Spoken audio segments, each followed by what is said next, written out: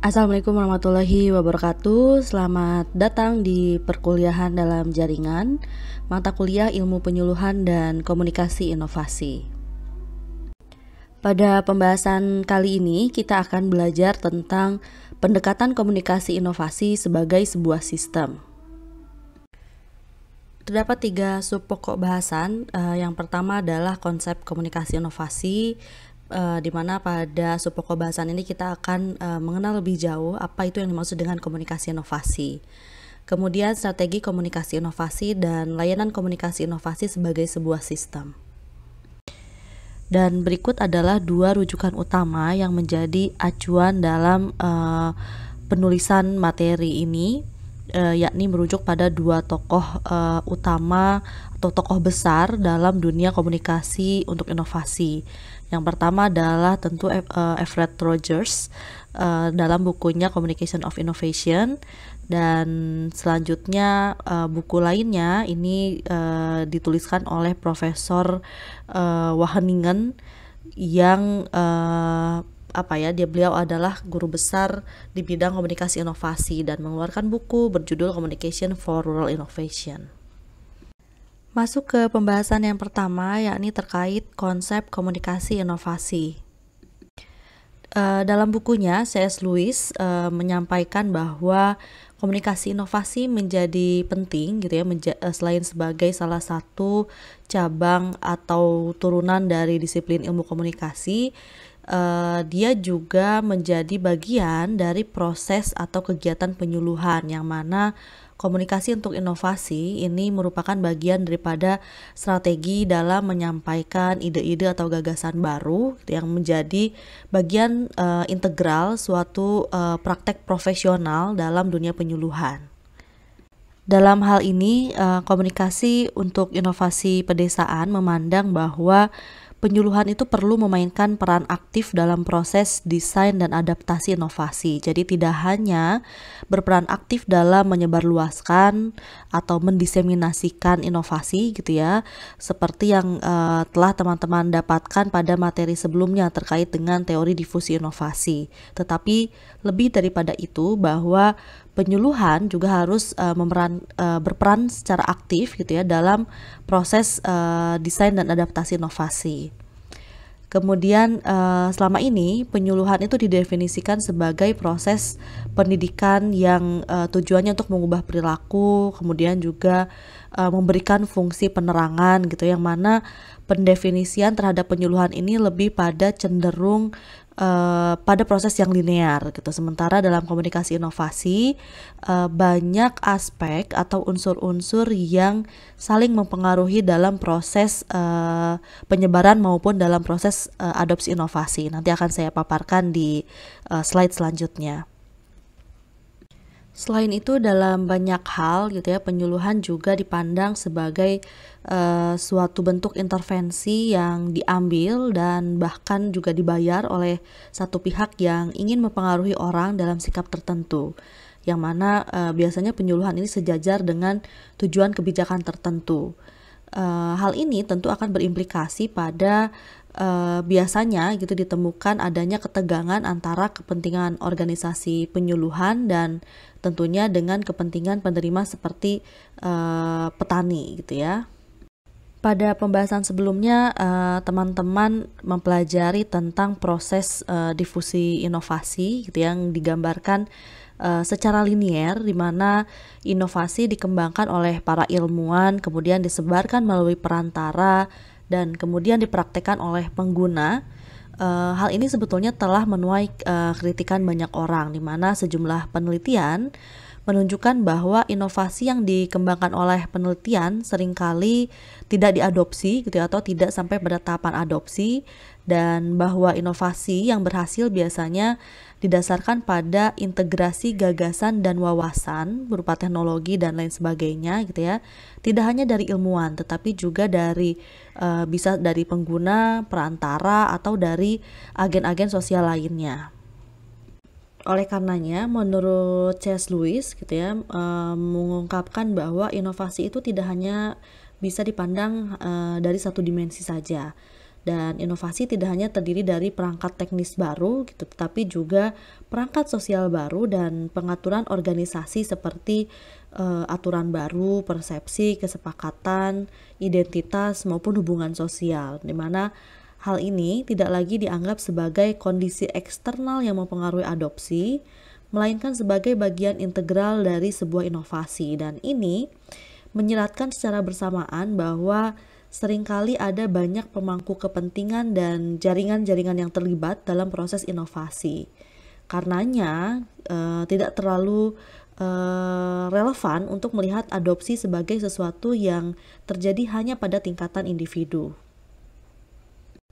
Sehubungan dengan itu, berdasarkan konsep yang dikemukakan oleh C.S. Lewis, mengatakan bahwa komunikasi untuk inovasi bisa mengambil beberapa bentuk, bukan hanya dalam hal metode dan teknik yang digunakan, tetapi juga sesuai dengan tujuan intervensi yang lebih luas, yang berhubungan dengan sifat yang dianggap sebagai suatu situasi yang problematis. Misalnya kurangnya teknologi yang memadai, kemudian adanya kekurangan dalam hal kapasitas pengorganisasian atau sebagai manajemen lahan secara individu gitu ya, maka praktek komunikasi inovasi diterapkan secara berbeda tergantung daripada permasalahan gitu atau sifat dan kondisi yang terjadi, dan ini bagian daripada strategi komunikasi. Sementara itu, teori komunikasi inovasi pada dasarnya menjelaskan proses bagaimana suatu inovasi disampaikan atau dikomunikasikan, tentunya melalui saluran-saluran tertentu sepanjang waktu kepada sekelompok anggota dari sistem sosial. Perlu dicatat bahwa di sini ada kata kunci sepanjang waktu, karena dalam komunikasi inovasi, proses komunikasi itu tidak berhenti jika penyuluhan telah menyampaikan inovasi. Namun seringkali komunikasi itu berhenti ketika petani telah memberikan tanggapan atau respon seperti yang dikehendaki oleh penyuluh gitu ya, seperti menerima atau menolak inovasi. Lebih lanjut, Lewis sendiri mengadaptasi apa yang dikemukakan oleh Smith tahun 2000, di mana inovasi itu dipandang sebagai suatu kombinasi sukses dari hardware, software, dan ogware, di mana hardware ini adalah perangkat keras atau perangkat berupa teknologi atau praktek suatu teknik-teknik baru gitu ya. Kemudian software itu sendiri merupakan pengetahuan, nilai-nilai atau cara berpikir yang baru gitu. Sementara ogware ini menyangkut organisasi atau perangkat sosial baru, institusi baru yang berbentuk tadi organisasi. Dan inovasi itu hadir dari hasil kombinasi atau sinergi ketiga perangkat ini. Dengan demikian, dapat dikatakan bahwa inovasi dalam konteks komunikasi untuk inovasi ini berbeda dengan apa yang dikemukakan pada pembahasan sebelumnya, yang mana Rogers sebelumnya mengungkap bahwa yang dimaksud inovasi itu berupa perangkat gitu atau produk yang berwujud, atau bisa juga berupa ide dan gagasan gitu, yang penting bernilai baru. Sementara menurut Lewis gitu yang mengadaptasi Smith ini, tidak hanya perangkatnya atau produknya gitu baik secara fisik maupun non fisik gitu ya, tetapi juga ada hal lain yang mempengaruhinya, seperti tadi tata cara baru, kemudian kelembagaan baru, atau perangkat sosial lainnya berupa organisasi-organisasi baru gitu ya.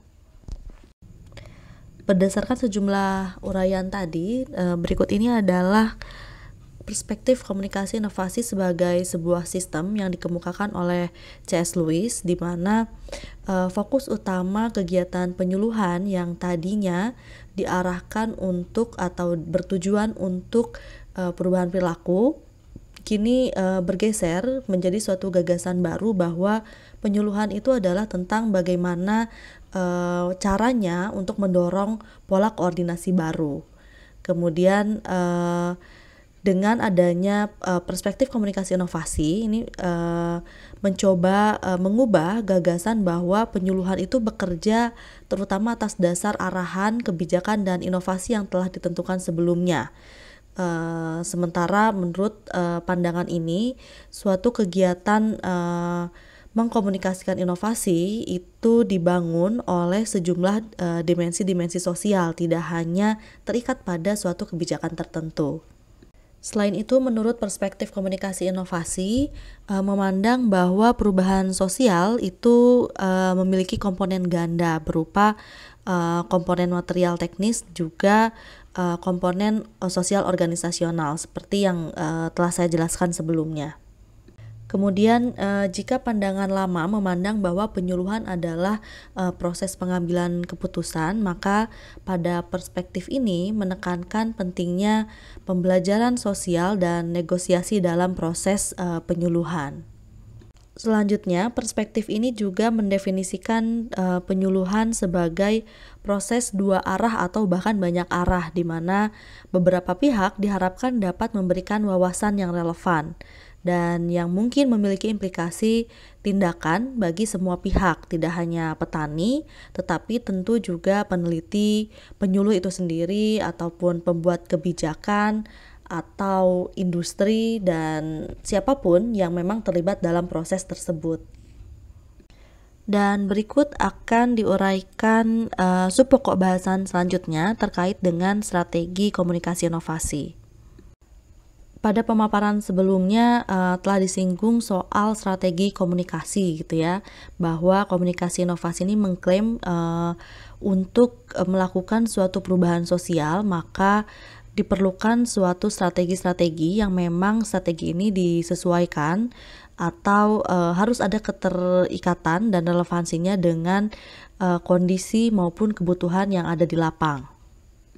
Masih dalam bukunya C.S. Lewis, ia menguraikan sejumlah strategi, gitu ya, strategi penyuluhan atau bentuk pelayanan yang dibedakan atas dasar tujuan intervensinya, kemudian peran si pekerja komunikasinya atau communication worker, atau dalam hal ini penyuluh, gitu ya.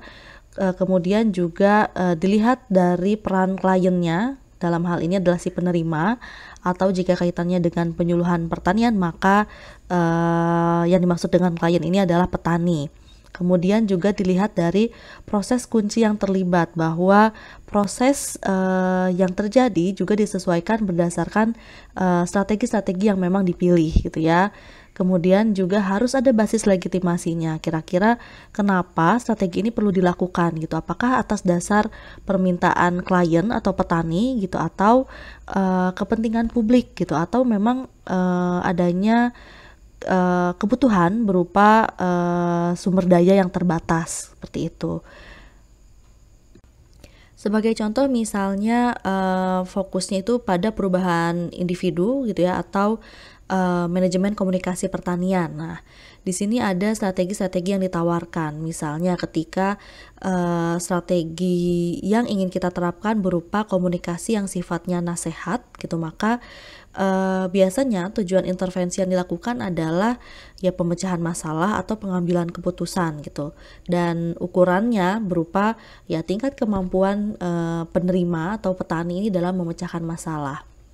Kemudian bagaimana posisi si communication worker atau si penyuluhnya, ya ketika strateginya adalah berupa pemberian nasihat, maka peranannya ya tentu sebagai konsultan atau konselor gitu ya. Sementara si petani biasanya ya dia yang memiliki masalah atau kebutuhan-kebutuhan tertentu.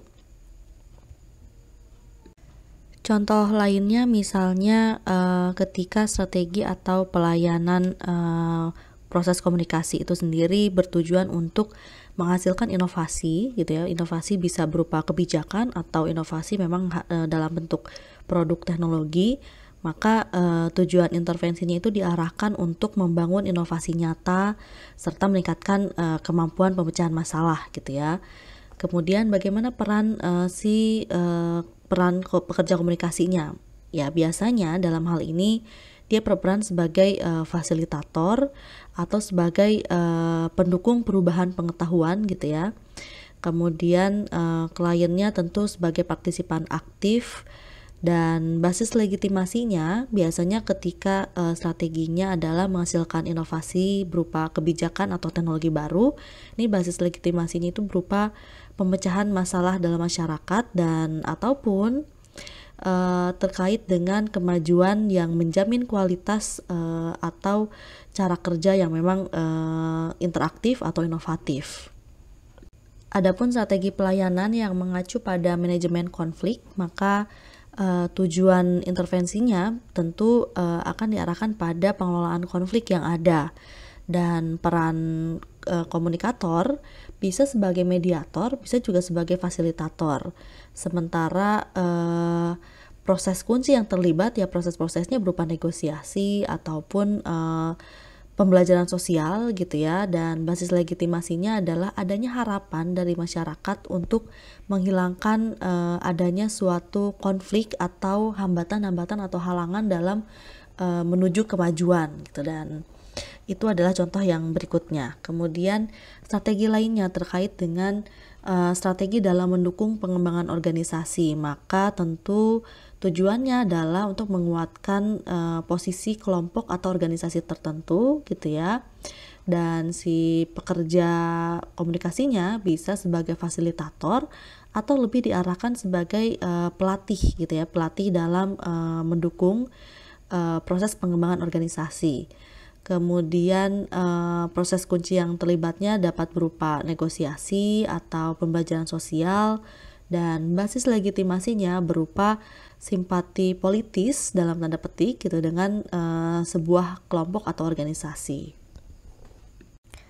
Selanjutnya, strategi komunikasi untuk inovasi lainnya berupa transfer inovasi, yang mana inovasi di sini bisa inovasi berupa kebijakan baru atau inovasi berbentuk fisik berupa teknologi. Tujuan intervensinya tentu adalah merealisasikan kebijakan baru yang dimaksud gitu ya. Kemudian proses yang terjadi adalah proses difusi maupun adopsi dan penerimaan gitu, dan basis legitimasinya berupa keputusan kebijakan yang demokratis gitu ya, dan proses yang memang lebih interaktif dari sebelumnya. Lebih lanjut, berikut ini adalah uraian selanjutnya berkaitan dengan strategi komunikasi untuk inovasi, yang mana layanan komunikasi ini dipandang sebagai sebuah sistem yang akan juga diuraikan berupa asumsi maupun peran dan posisi komunikator atau pekerja komunikasi di dalam suatu kondisi tertentu.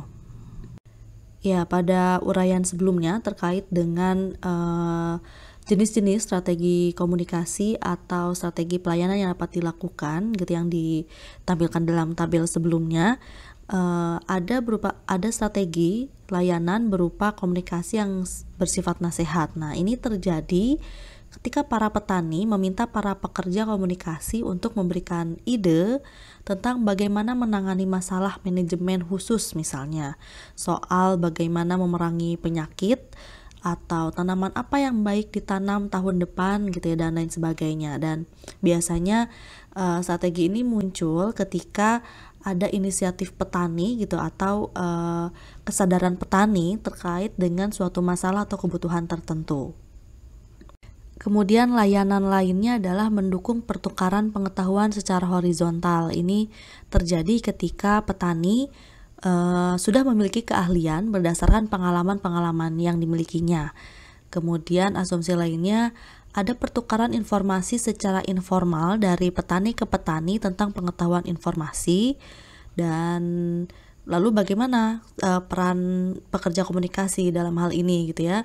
Maka karena proses pembelajaran sudah terjadi di antara petani gitu, maka peran komunikatornya tentu adalah bisa sebagai fasilitator atau juga sebagai orang yang menstimulir petani gitu ya, atau memancing atau men-trigger petani agar lebih aktif dalam melakukan pertukaran pengetahuan antar sesama petaninya. Layanan lainnya berupa menghasilkan kebijakan dan atau inovasi teknologi gitu ya. Ini dilakukan bertujuan untuk mencapai inovasi yang sesuai dan nyata gitu ya.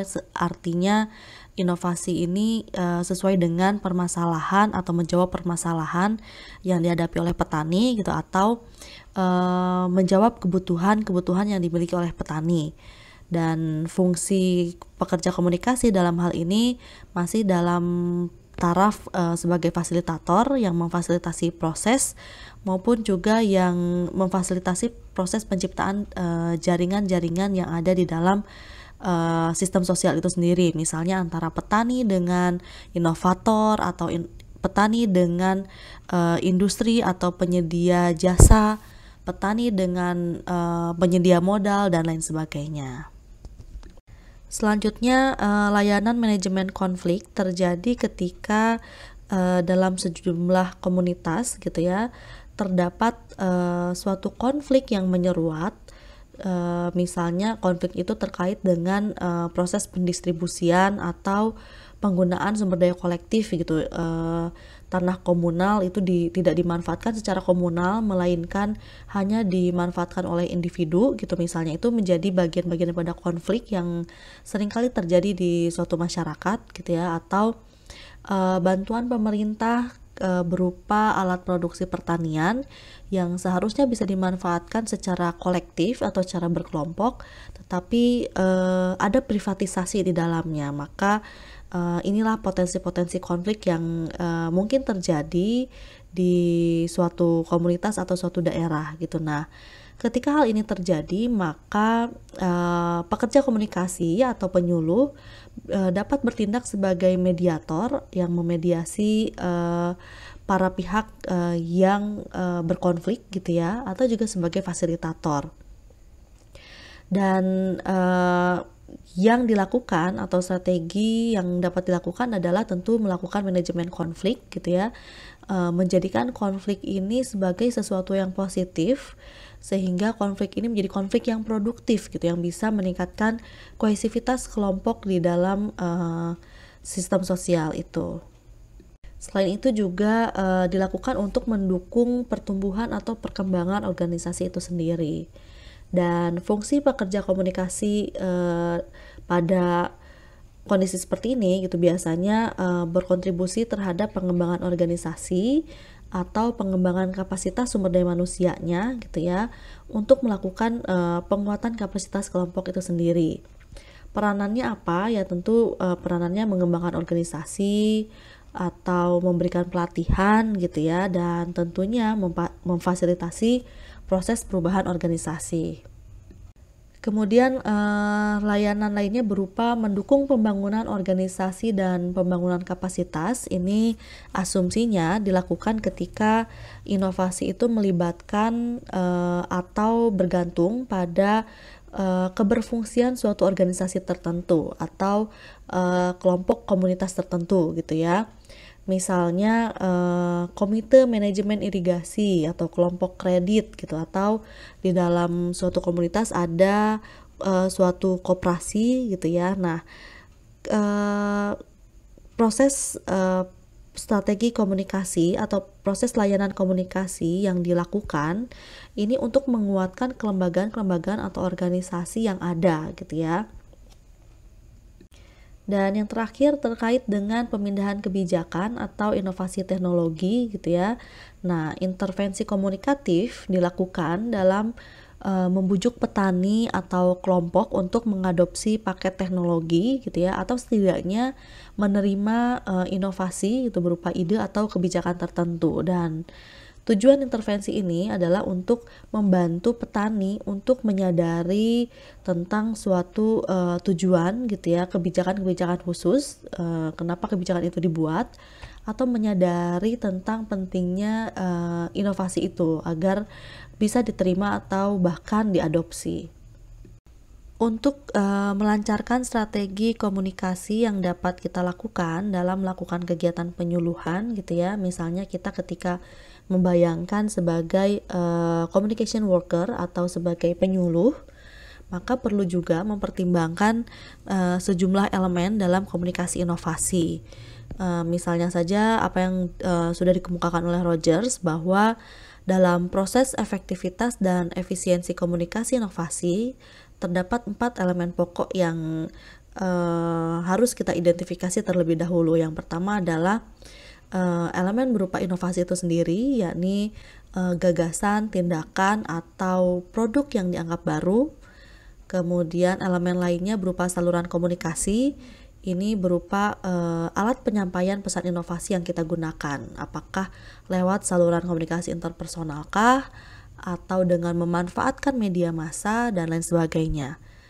Kemudian elemen lainnya adalah jangka waktu. Ini kalau dalam pertemuan sebelumnya kita sebut sebagai laju adopsi gitu ya, atau proses keputusan inovasi dari mulai seseorang mengetahui sampai memutuskan untuk menerima atau menolak suatu inovasi.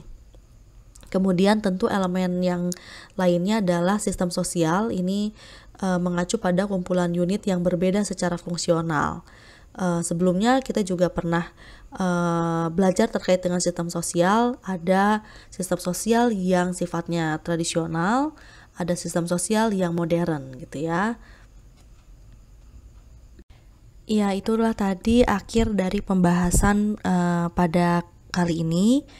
Berikut adalah daftar rujukan yang dapat teman-teman cari dan baca lebih lanjut untuk lebih memahami apa yang kita pelajari pada hari ini. Demikian apa yang dapat saya sampaikan, kurang lebihnya saya mohon maaf. Terima kasih atas perhatiannya, semoga dapat dipahami dengan baik. Wassalamualaikum warahmatullahi wabarakatuh.